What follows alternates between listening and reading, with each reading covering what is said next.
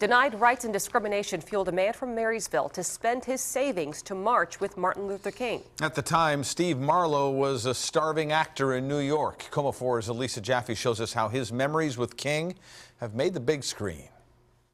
Selma to Montgomery. 50 years later, Steve Marlo remembers nearly every step of that 54-mile march.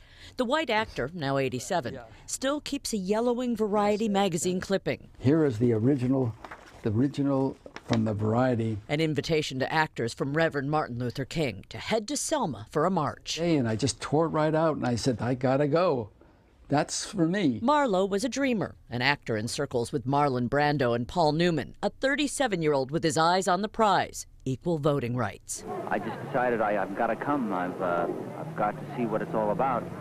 And I feel very deeply about the situation. It was so bad down there. The ugliness and anger Marlo encountered on that 1965 march was worse than he'd imagined. They threw rocks at us. They threw anything they could grab a hold of, and they just yelled at us, every kind of word. But he says one man was magical. But Martin Luther King, he was wonderful. Marlo didn't want to miss a moment. Well, I wanted to put everything down. I wanted to write everything I saw. Ebony magazine captured him journaling while marching.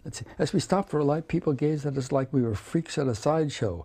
It was like coming into a cage with lions at a circus. He treasures the autographed orange vest he wore as he walked to Alabama's capital. And he took out his pen and signed on Martin Luther King. And the vest was a meal ticket of sorts to let organizers know who to feed. It was also a target.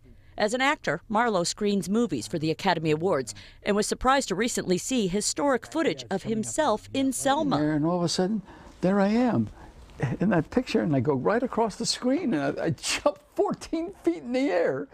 Marlo hopes the film will have the same effect as the march and open eyes and minds for a new generation. And I feel very proud of what I did. Very proud. In Marysville, Elisa Jaffe, KOMO 4 News. A lot of people want to buy that autographed orange vest, but Marlo says no way. It's staying in his family.